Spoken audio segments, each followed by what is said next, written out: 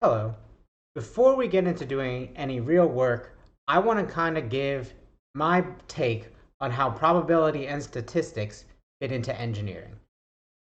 So, before I talk about probability and statistics, let's talk about engineering. And there are many definitions for engineering. This is my personal definition for engineering.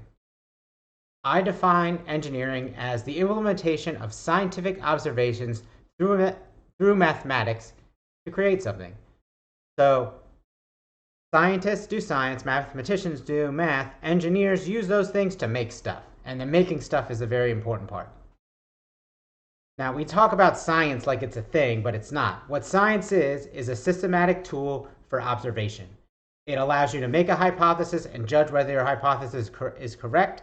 And its whole goal is to remove bias from making observations.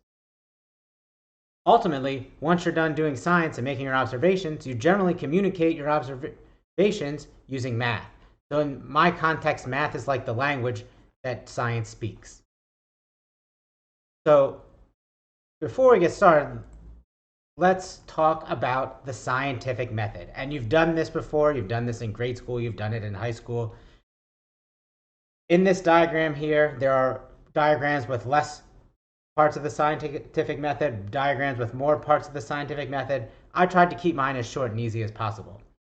So there are 5 main parts of the scientific method. Observation, you make a hypothesis, you do an experiment, you collect data and analyze it, and then you make conclusions from it.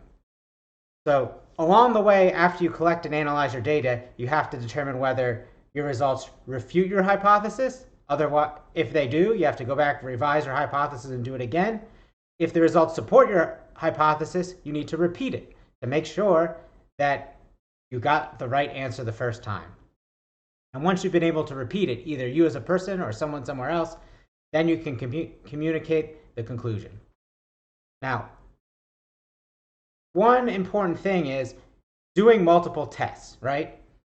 The problem can be is when you're asking a question about something that doesn't give you one answer. The classic example given in statistics courses is height.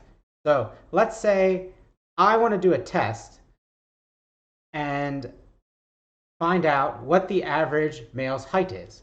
So I get out a tape measure and I measure myself and I find that, hey, my height is 6 foot. So that my hypothesis or my question I asked and did one sample on, I learned that I was 6 foot. But everyone knows that there are a whole gamut of people of different heights, right?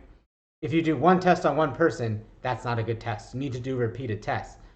But if you ask what a person's height is and you measure everybody, you're going to find that there isn't one height. You're going to have a multitude of heights that run a whole gamut. Some heights you're going to have more people at a certain height, and some people less people at a certain height, but you're going to have all these different heights. So realistically, a whole deterministic scientific observation is not really possible. You need to be able to represent observations that are valid observations, but don't come out to be the same number or same thing. This is kind of where statistics and then ultimately probability will come into play. So there are a lot of processes in the world that have a random component to them, and they're real world processes, and we can consider them to be infinite. Like, it would be very hard to measure every person's height. If we look at concrete strength, you can't test every piece of concrete that you've placed for strength because then you have no longer placed all the concrete. There are all these processes where it's not possible to measure everything and know everything. For all intents and purposes, the real properties of these real world processes are unknowable and too large to work with.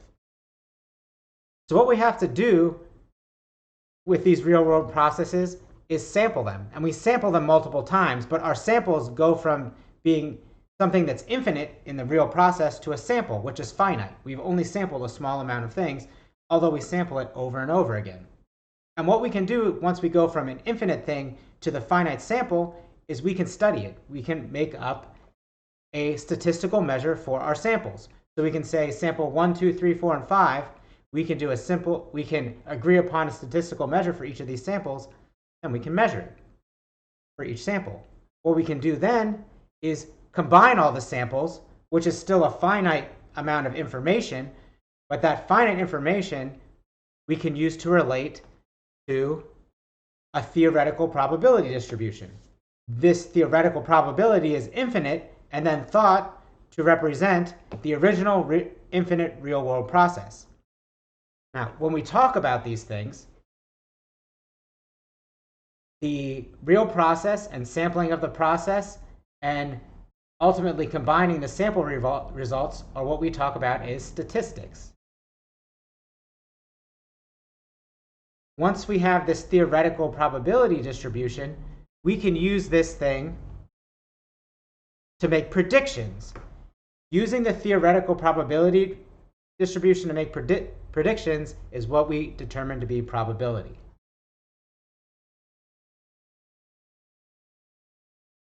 So, in engineering, we use statistics to understand a process